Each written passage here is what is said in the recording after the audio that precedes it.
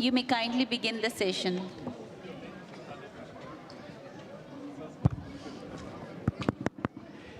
Hi everyone, lovely to be here, and I'm honored to have two brilliant authors around me. One is a scientist of herbs, of Sanskrit literature, of how scientific thought, Ayurveda, for example, has evolved over the ages. That's Acharya Balkrishna.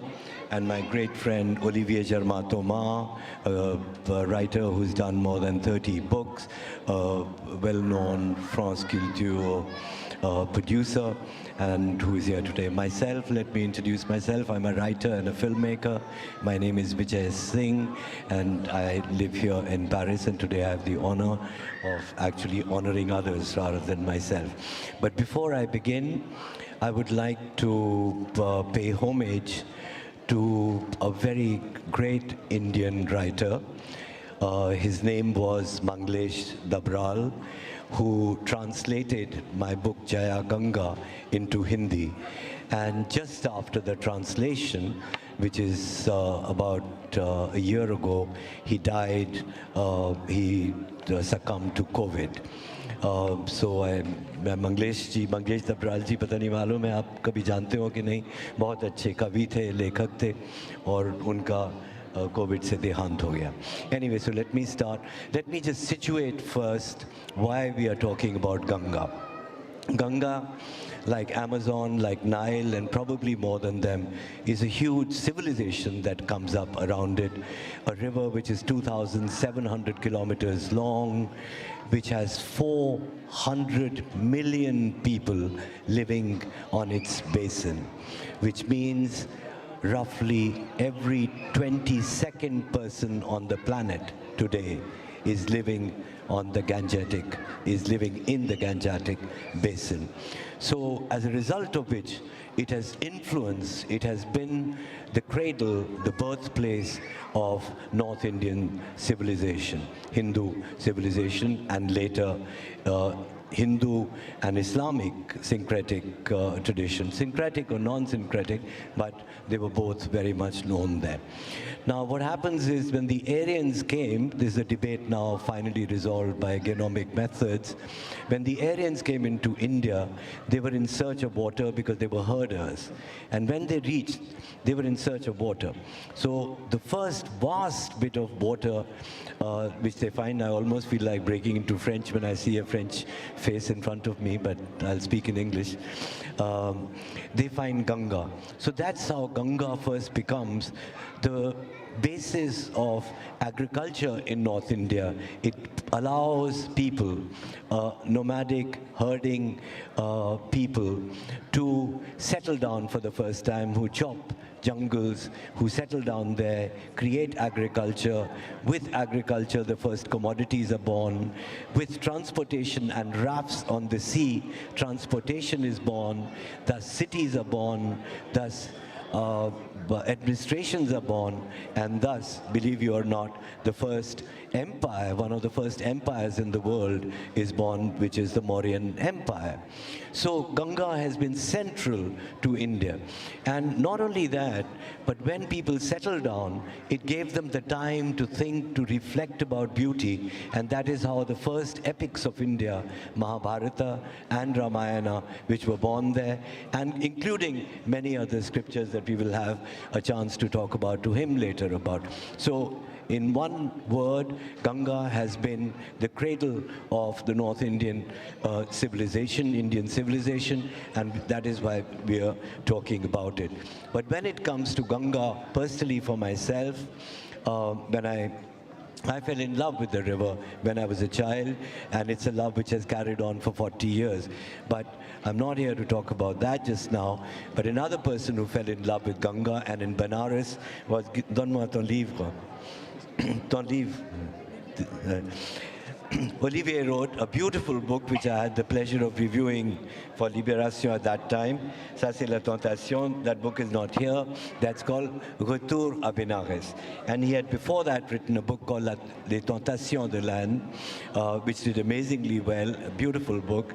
And so, which shows his love, and another one called Banaras Kyoto, which he wrote later. So let me first ask you, that mic is live, so let me first ask you how you fell in love with Ganga and why.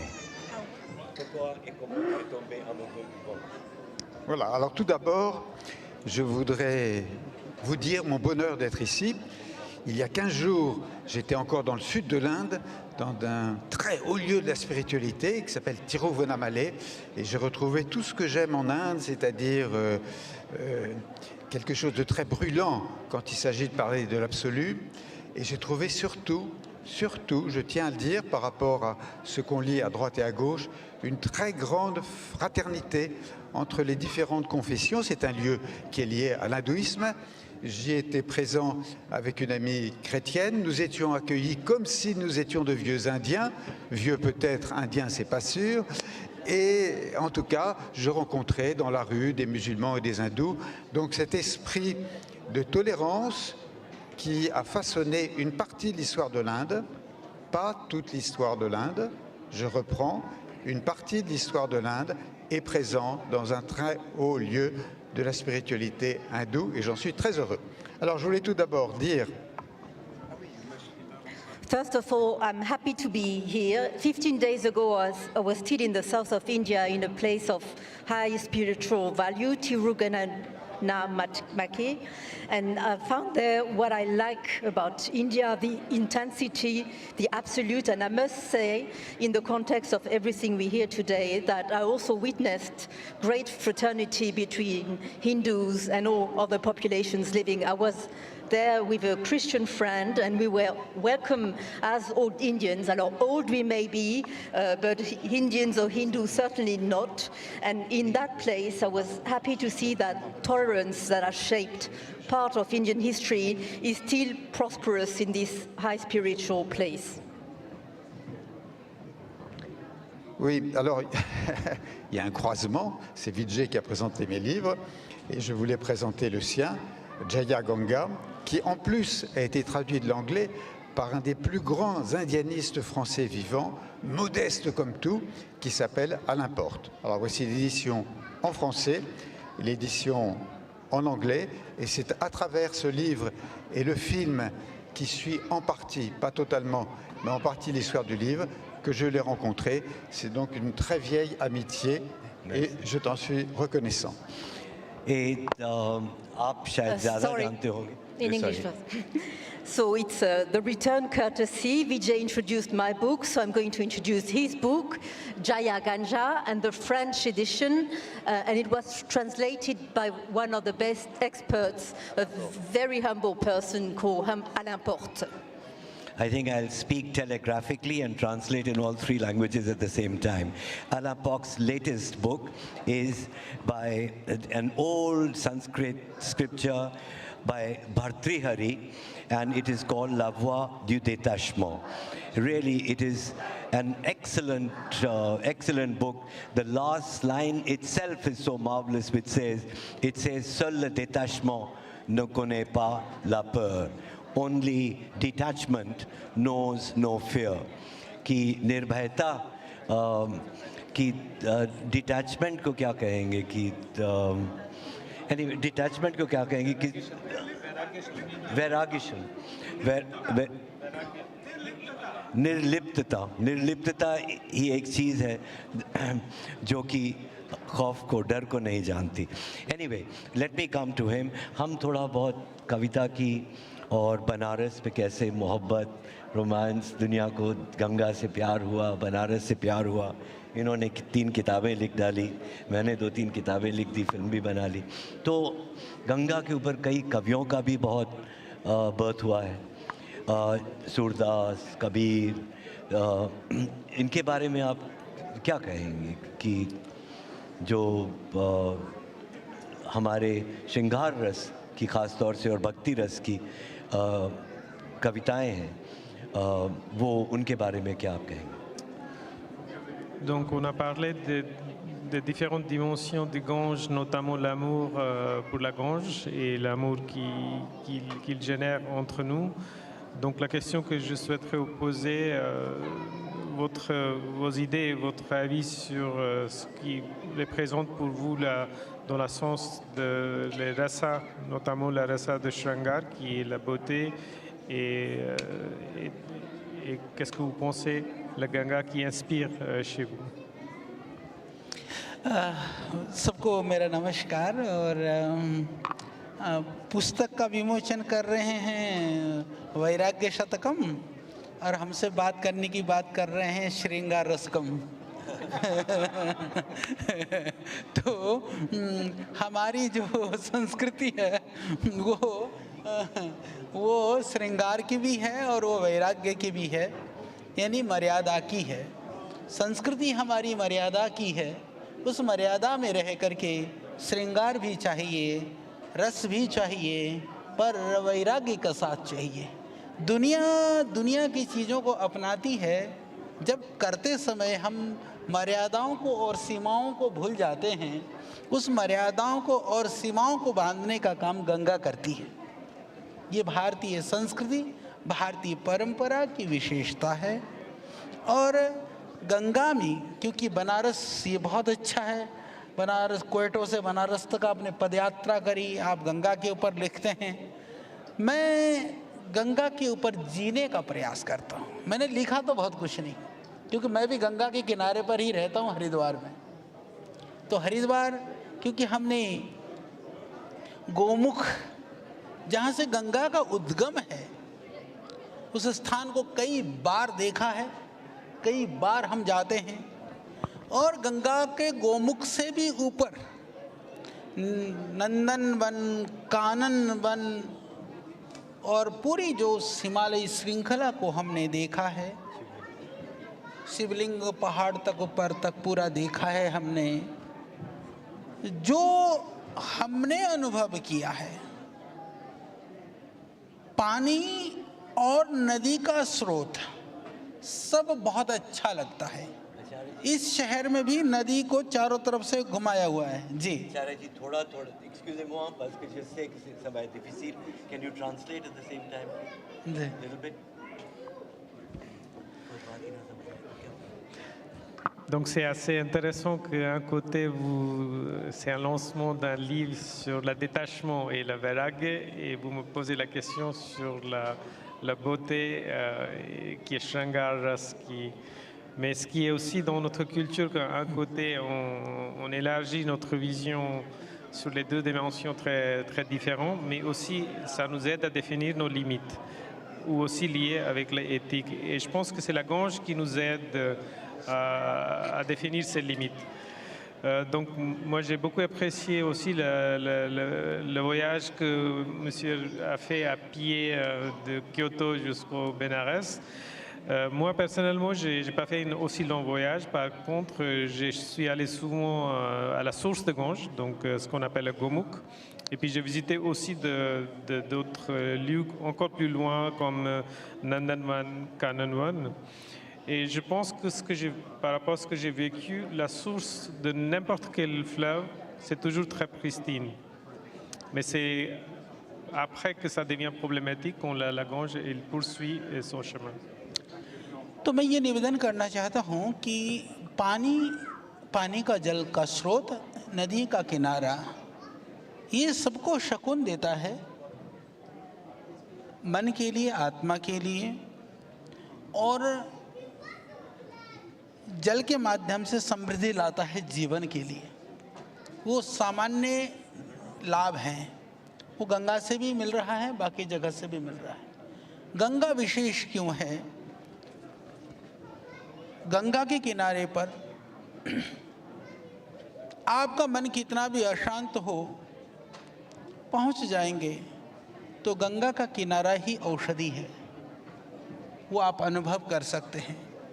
और दुनिया में एकमात्र पानी ऐसा है जो कभी खराब होता नहीं है, वो गंगा है। दुनिया के बहुत सारे वनौषधियाँ, जड़ी बूटियाँ, मिनरल्स यदि उस जल में है तो वह गंगा जी है। गंगा जीवन रेखा है, पर गंगा जीवन के बाद भी है। ये बड़ी बात है। Olivier, minute, je reviens vers vous. I'll come back to Olivier. Yeah. Donc, comme j'ai dit qu'en fait, la source de toutes les fleuves, c'est pristine. Donc, pourquoi la Gange est différente? En quoi ça fait la différence? Donc, la première chose, c'est que même si vous êtes très perturbé, vous avez plein de problèmes, quand vous arrivez près de la Gange, au bord de Gange, vous trouverez la paix vraiment à l'intérieur pour votre âme et votre esprit. Et c'est la seule eau qui existe, l'eau d'une seule fleuve qui existe, qui préserve ses qualités infiniment en fait. Ça dégrade jamais en fait. Donc ça c'est une ligne de vie qui nous connecte à l'éternité. Okay, I'm coming back to Olivier, who said that one of the most beautiful things about what he saw was the syncretic culture in India between the Hindus and the Muslims. At the same time, Olivier being a writer, poet, I'd like to ask you that have you been visiting Ganga since? Have you been 2-3 times or? Many times. Ganga many times. But I would like to speak of Narmada. But before speaking to Narmada, pardon, nous sommes en France. No, keep it short. Donc, je vous parlerai, si nous avons le temps, un peu d'un pèlerinage que j'ai fait le long de la Narmada étant une fille de Shiva et Shiva étant lié à Ganga. Donc je pense que le fait de les associer n'est pas une immense contradiction. Mais ce que je voulais dire auparavant, d'une manière assez générale, par rapport aux grandes civilisations, chaque civilisation a une relation particulière avec les 5 éléments qui sont l'éther, l'air, le vent, le feu et la terre. Et je me demande, mais ce n'est qu'une question, parce que la Keta Upanishad nous montre qu'en fin de compte, c'est l'espace qui l'emporte sur les autres éléments. Mais d'un autre côté, dans d'autres textes, on s'aperçoit que l'élément le plus important pour la culture de l'Inde serait l'eau, justement. Et là, je suis venu avec une citation de la Satapatha Brahmana. Les eaux sont le fondement du monde entier. Elles sont à l'origine de chaque guérison. Alors là, c'est un élément nouveau qu'on va trouver aussi particulièrement à Bénarès, mais la relation qu'il peut y avoir entre l'eau et la médecine. À propos de médecine, je crois qu'il y avait tout à l'heure un débat sur l'Ayurveda. Je tiens à dire que grâce à Kiran Vyas ici présent, voici des années et des années que, ce qui prouve peut-être l'énergie que j'ai encore, qui prouve que je suis avec attention l'Ayurveda, fin de la parenthèse. Je continue sur l'eau. I think, yeah. I may tell you, if we have time, about a pilgrimage I did along Narmada, daughter of Shiva. Shiva herself connected to Ganga, so it makes sense. But generally speaking, I wanted to say that each civilization has special ties to the different element, earth, wind, air, fire. And according to the Peta Upanishad, space is the most important, but if you read other texts, it seems that water is the most important element. And I'm going to quote from the Santapata Brahman: waters are the foundation of the world, the base of all cure, which is why we find that in Benares, this association between water and medicine. And I think there was a previous session on Ayurveda, and I must say that thanks to my friend Kiran Vyas here, I've been following the principles of Ayurveda for a number of years, which is maybe why I have so much vitality left. Alors encore une citation juste sur l'eau, et après je me tairai pendant quelques secondes, en situation de détachement peut-être. Donc dans des Puranas, on peut lire « Eau, tu es la source de toutes les choses et de chaque existence. Voilà. Donc, il Merci. est évident que pour Shiva, le feu est très important, l'eau aussi est très importante, et dans le Shiva Nataraja, qui est une des plus belles sculptures que parmi toutes les civilisations que l'on peut voir, que chacun connaît, Shiva danse dans un cercle de feu, mais à l'intérieur de la partie aquatique, là où l'on voit de l'eau, j'ai un gros plan que je vais peut-être faire circuler si ça vous intéresse. C'est grâce à une amie qui me l'a envoyé. Allez, Olivier, on a un truc. Il y a Ganga en sirène qui est dans la chevelure et dans l'eau de Shiva. Je vais le faire circuler. Thanks. Merci, Olivier. I'll come back. You see, we're all waxing eloquent and speaking in eulogies about the Ganges. We all know that water has been important not just to the Hindu civilization, but as I said, Amazon, Nile, Seine, all big cities are on the banks of rivers for very normal human materialist reasons too. Just one sec. I want to come to another subject. Pardon. Okay, pardon. J'avais oublié. I have another quote on water, and then I will be quiet with some detachment, maybe, from Purana. Water is the source of all things and the source of each existence. For Shiva, fire is important, but water as well. And in Shiva Nataraja, you see her dancing in the circle of fire, but you see water in the middle. And I have an illustration that I may circulate around, where you see Ganga in the middle as a siren in the hair of the goddess. So what I was saying was that so Ganga has been at the base of all these eulogies, but let's face it, and we all know, it is one of the most polluted rivers on this earth. There's a place in Banaras in 2017 they found that the level of bacterial pollution was 3,000 times more than what is considered to be normal. Right? 400 million people in the world, every 22nd person on the planet going through this. And Acharya ji told me the other day at dinner, आपने ये जो नमन गंगे वाली रिपोर्ट आपने ये आखिरी वाली आप ही ने सबमिट की है? So he has now, because this has been going on since 1985 when Rajiv Gandhi started the Ganga Cleaning Authority. And then from there, Naman Ganga was started in 2014, another program in 2017. But I do not think, मेरे ख्याल में कोई खास, अभी इतने बरस हो गए हैं, 40 बरस, कोई खास, there's not much work has been done. So now tell us, how do you plan to depollute Ganga? आप गंगा की depollution काफी साल से चल रहा है। भारत सरकार ने ये बात सही है, क्योंकि गंगा के किनारे पर बड़ी आबादी रहती है और हमारे यहाँ थोड़े से पोल्यूशन को लेकर के हम जितना अवेयर नहीं हैं, पर सरकार के प्रयास से नमामि गंगे के माध्यम से काफ़ी काम हो चुका है और गंगा के किनारे पर जितना भी जो डायरेक्ट अनट्रीटेड जो पोल्यूशन जाता था वो ट्रीटमेंट का बेहतरीन प्लान हो चुका है एक लेवल का।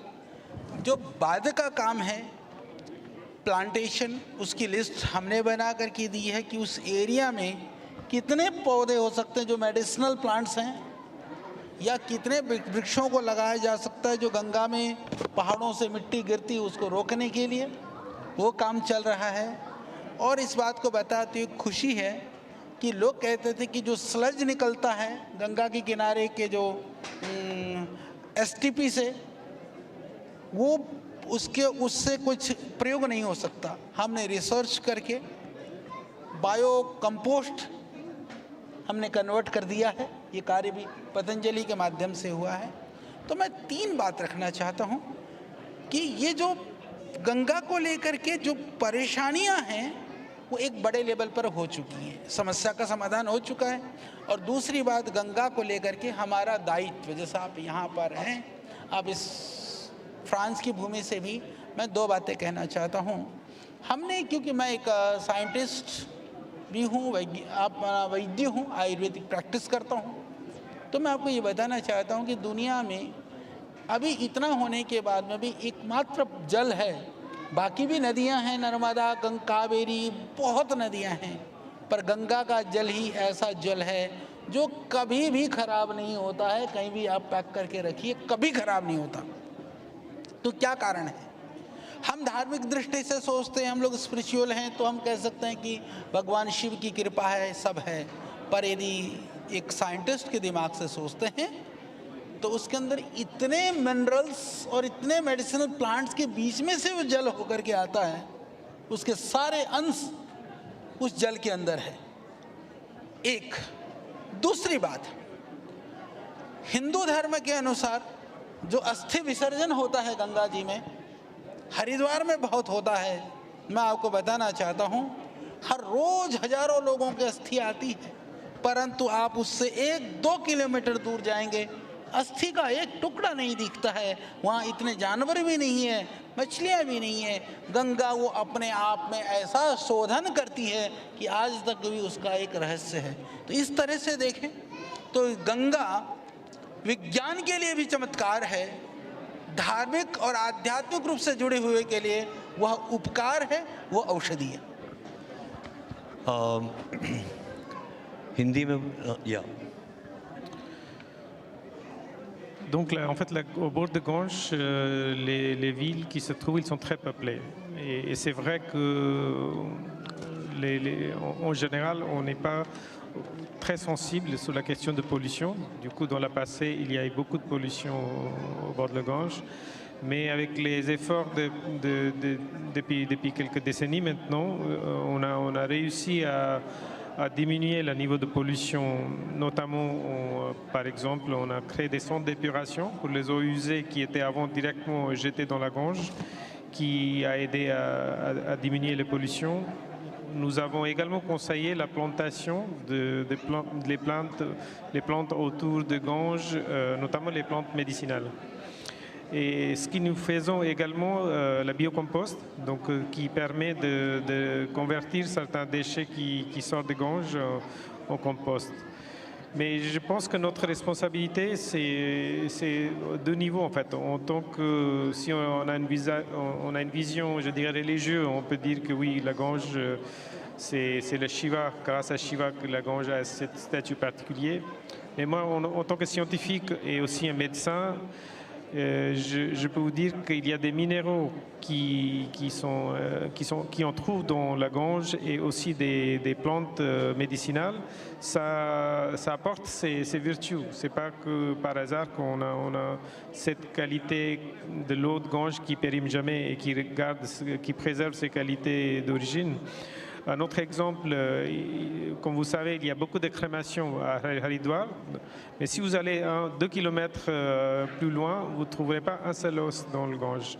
Donc ça aussi, c'est un énigme à la fois pour les scientifiques, mais aussi pour les religieux, pour comprendre d'où disparaissent toutes ces cendres de crémation qui étaient dispersées dans la Gange. Je vais continuer avec ça, English, French or Hindi. Je vais I'll just continue from there because I think many French now, as of the last 20 years, speak English also. He was speaking about, that if you go 2 to 3 kilometers away from Haridwar, you don't find the ashes, you don't find the flowers, and to Ganga's water.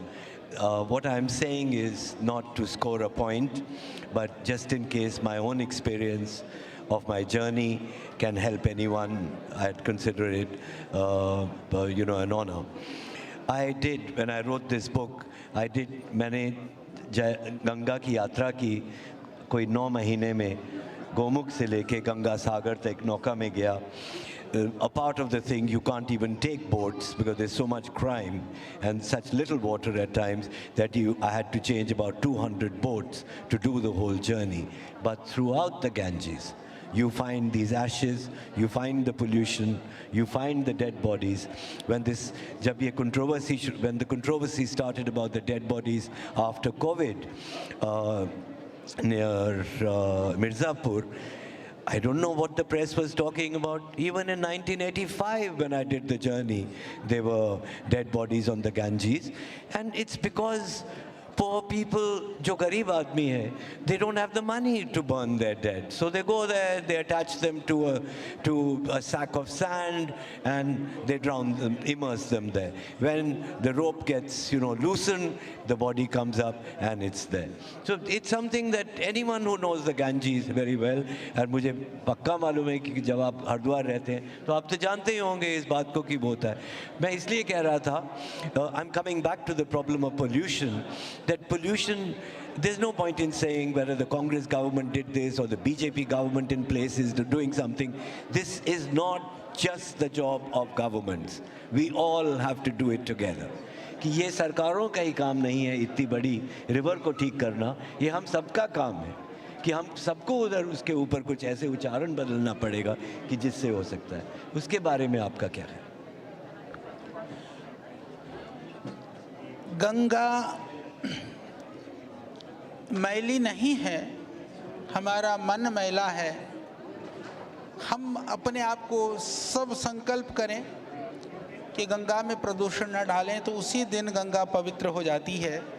और कोविड के टाइम पर ये हुआ भी है बहुत बड़े लेवल पर. पहली बात. दूसरी बात, मैंने भारत सरकार को एक बेहतरीन प्रपोजल दिया है. गंगा को हम माँ बोलते हैं, मदर गंगा बोलते हैं, तो भारतीय संस्कृति में हम 5 को माँ कहते हैं. गंगा को माँ बोलते हैं, हम गाय को माँ बोलते हैं, वेद या गायत्री को माँ बोलते हैं, और जन्म देने वाली को भी माँ बोलते हैं, और धरती को भी माँ बोलते हैं. पंच माँ यानी मदर, हम 5 को मदर कहते हैं. तो उनमें से गंगा एक है हमारी.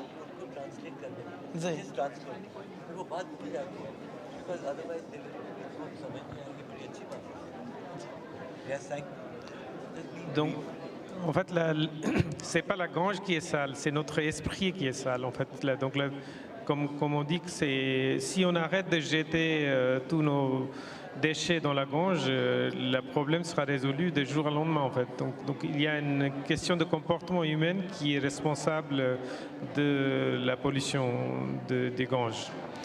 Donc si je reviens dans notre culture, en fait, le mot mer, on utilise pour cinq choses. Donc, Gange, on l'appelle aussi la mer Gange. La vache, on l'appelle aussi la mer vache. Les arbres ou la gaïtrie, on l'appelle aussi la mer. La terre, également, on l'appelle la mer. Et puis, évidemment, la mer qui donne la naissance. Donc, on a 5 éléments qui nous considèrent équivalents à la mer qui nous donnait la naissance. तो इन 5 माँ का आपस में रिलेशन है. 5 माँ एक दूसरे से जुड़ी हुई हैं. मैं आपको इतना ही ये बताना चाहता हूँ कि जो हमारी वेद परंपरा है, वेद की ध्वनि, शास्त्रों की ध्वनि, स्वधा की यज्ञ की ध्वनि, गायत्री मंत्र का उच्चारण, ये हमेशा से गंगा के किनारे पर वो संस्कृति बड़ी फली फूली और वहाँ से पूरी दुनिया को उसका लाभ मिला. तो आज भी यदि गंगा के किनारे पर वेद परंपरा और गंगा के प्रति जो निष्ठा रखने वाली चीज़ों को जितना बढ़ावा मिलेगा, गंगा के जो दूसरी प्रदूषण या गंगा को लेकर के जो समस्याएं हैं वो दूर हो जाएंगी. वो हुआ शास्त्र पक्ष. दूसरा जो मैं बड़ी प्रामाणिकता के साथ ये कहना चाहता हूँ, आज पूरी दुनिया में A2 मिल्क की हम लोग बात करते हैं. A2 मिल्क का जो बेहतरीन सोर्स है वो इंडियन ब्रीड की काउज है, गाय है. तो गाय ह्यूस्टन फ्रीजन को या जर्सी को नहीं बोलते, हम उसको गाय की मौसी बोलते हैं. तो असली गाय तो हमारी भारतीय नस्ल की गाय है. तो A2 मिल्क वो कैंसर जैसी बीमारी में भी लाभकारी है.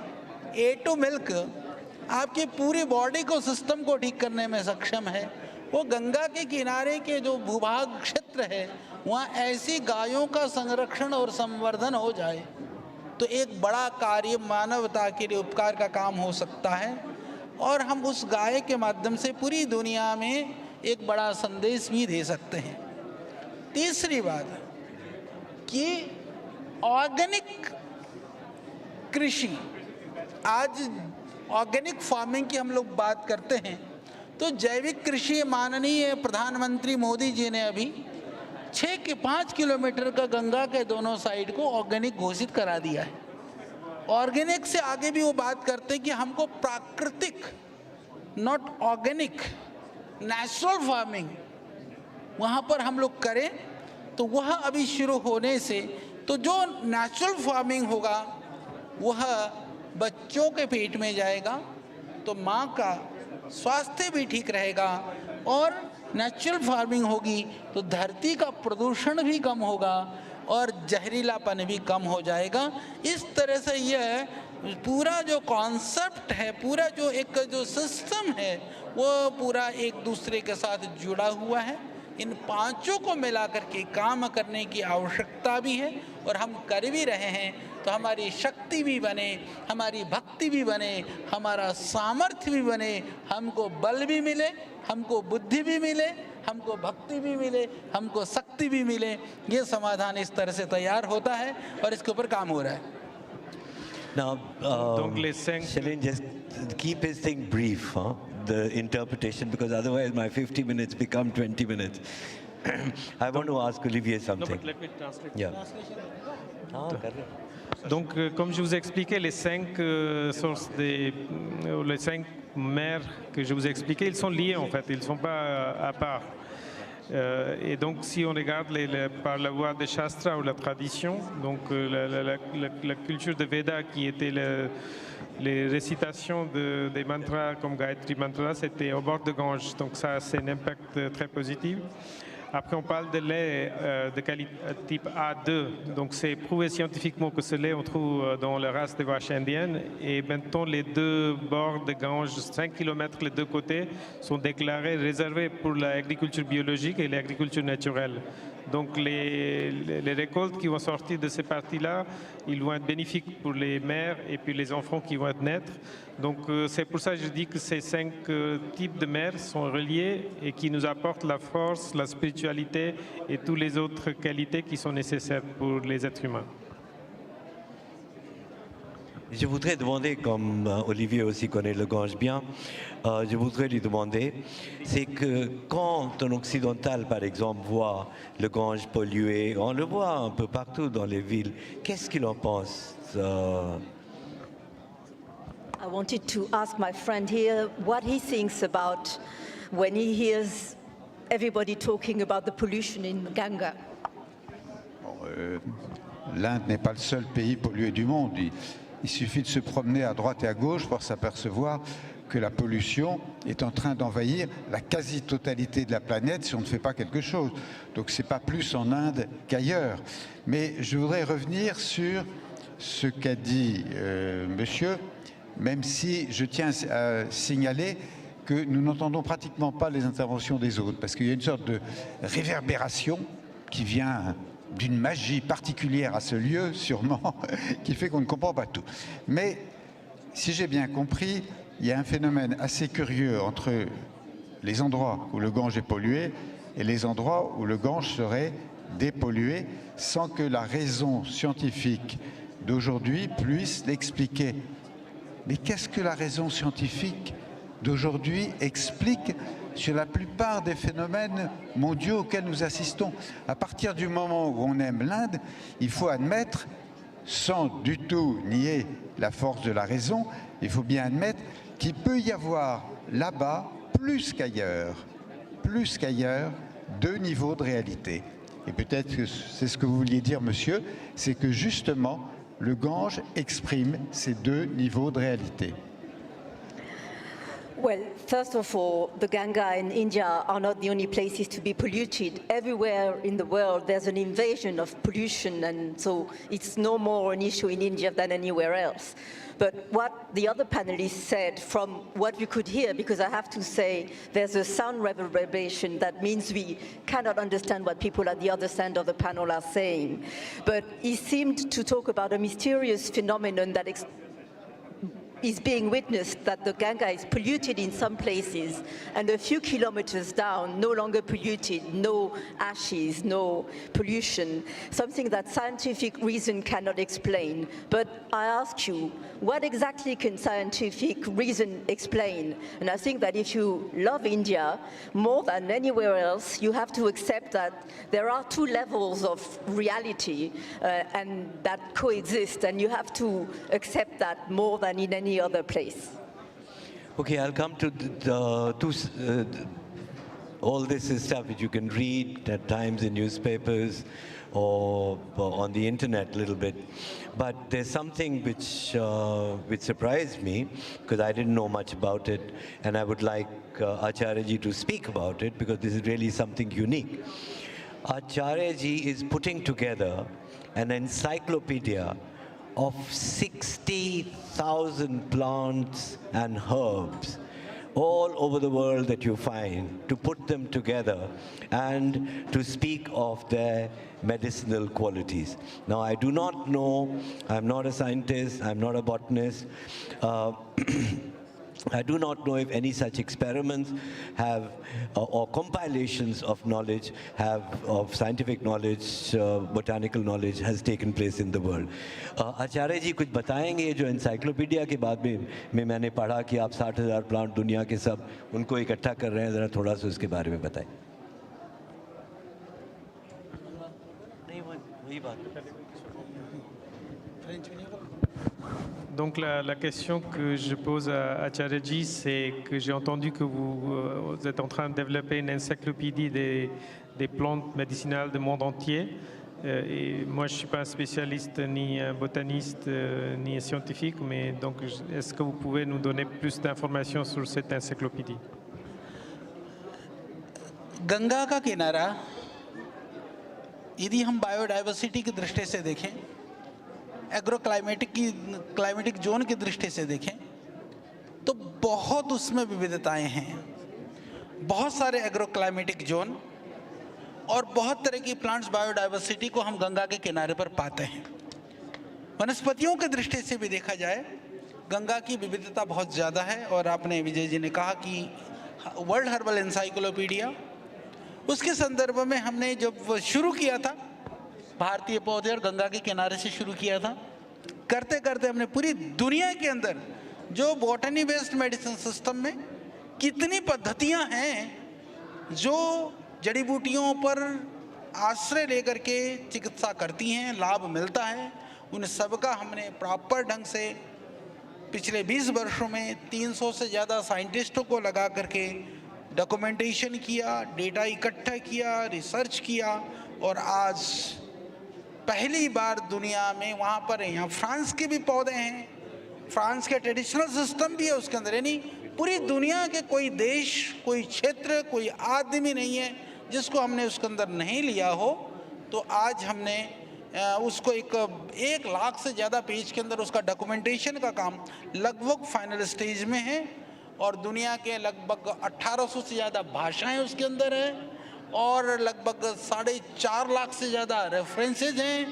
और उसके अंदर टोटल यदि वर्नाकुलर नाम की बात करें तो करीबन 12 लाख जो है नाम हैं. तो वो एक बड़ा ग्रंथ भारत की ओर से गंगा के किनारे की संस्कृति हरिद्वार से ये दुनिया को लाभ होने वाला है. Donc déjà commençons avec la Gange, c'est qu'on trouve la biodiversité très riche en fait au bord de la Gange. Aussi les zones agroclimatiques, c'est aussi très large et varié si on traversons la Gange des sources jusqu'à sa fin dans la mer. Mais en revenant sur la question sur l'encyclopédie, c'est un énorme travail qu'on a commencé justement avec les plantes qu'on trouve au bord de Gange. Et c'est 20 ans de travail qu'on a assimilé l'information sur les plantes du monde entier, les plantes qui ont la valeur médicinale ou qui pouvaient avoir une valeur médicinale. Donc plus de 100 000 pages et il contient plus de 450 000 de références. Il y a 1800 langues et puis il y a plus de 1 million de plantes qu'on a référencées dans cette encyclopédie. Uh, just, our time is over and maybe I'll just 2 extra minutes. I just wanted to ask, uh, I'll ask in Hindi. जैसे कि आचार्य जी, Latin America में, Amazon Indian tribes, they think its medicinal plants have great medicinal value. Its plants have great medicinal value.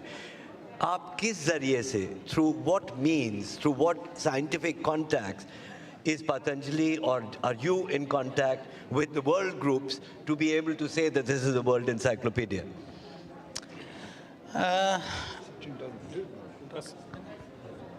Donc la question qui pose qu'on sait que par exemple dans l'Amazonie aussi qu'il y a on trouve des plantes avec les valeurs médicinales. Donc par quelle voie vous êtes en contact avec les experts dans le monde entier pour trouver l'information sur ces plantes médicinales? सबसे पहले तो मैं आपको ये बताना चाहता हूँ कि दुनिया के अंदर जो प्लांट्स जो बायोडाइवर्सिटी है, प्लांट्स किंगडम है, उसके अंदर लगभग 3,60,000 तरह के पेड़ पौधे पाए जाते हैं, जो अभी तक पूरी दुनिया के अंदर जिनकी लिस्ट बनी हुई, बॉटनिकली जो लिस्ट बना हुआ है, और उनमें से हमने 60,000 पौधे पूरी दुनिया के, पहले हमने चेक लिस्ट बनाई। चेकलिस्ट बनाने के बाद में दूसरा फिर हमने जो मेडिसिनल यूजेज में जितने भी तरह की विधाएं हैं, जैसे आपने कहा कि आपने कैसे उन स्रोतों को इकट्ठा किया, कैसे वहाँ तक पहुँचे, ये बहुत कठिन काम था।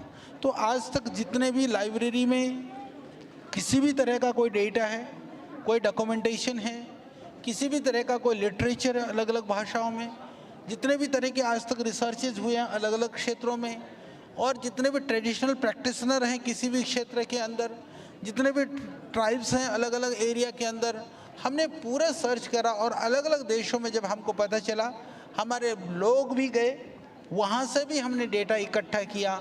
इस तरह से इन डेप्थ हमारा लक्ष्य था कि कोई भी ना छूटे। जब हम एक पौधे की बात करें तो उस पौधे की पूरी प्रामाणिकता और सर्वांगीणता हो, इस स्तर पर हम लोगों ने काम किया है। Thank you. Donc c'était un travail effectivement très difficile. Donc on a commencé par une recherche bibliographique. On a trouvé plus de 360 000 les plantes botaniques qu'on trouve. Ensuite on a fait la recherche dans différentes langues. On a regardé les tribus qui cultivent ces plantes. Et puis on a pris la contact. On est même allé dans ces pays pour avoir les informations authentiques sur ces plantes. We're running short of time. There's very little time. Il y a très peu de temps. Olivier, 2 minutes. Voilà, 2 minutes. Comme nous ne sommes pas à un paradoxe près, devant 2 grands spécialistes de l'Ayurveda, je vais faire l'éloge de l'Ayurveda pour ce qui vient d'être très bien expliqué, c'est-à-dire la relation avec les plantes que nous avons connues au Moyen-Âge et que nous avons perdues. Mais il y a autre chose, c'est que l'Ayurveda considère le corps humain dans sa globalité, la nourriture, les rêves, la sexualité, et c'est grâce aux plantes, au massage et à la nourriture que l'Ayurveda développe la défense immunitaire. Au lieu d'attaquer la maladie, on développe la défense pour que à partir du corps humain, le mal, la maladie soit chassée. Voilà, vive l'Ayurveda. I do not want to interfere in other people's time. Please allow me to interpret him. I'll just say one line. I'll summarize rather than interpret him. He's saying Ayurveda is a holistic knowledge which goes into your physical, medicinal, sexual, all other problems. So it is a science which is, sort of science plus. Thank you very much for being here. I don't want to encroach on other people's time. Thank you, Acharya-ji. Thank you.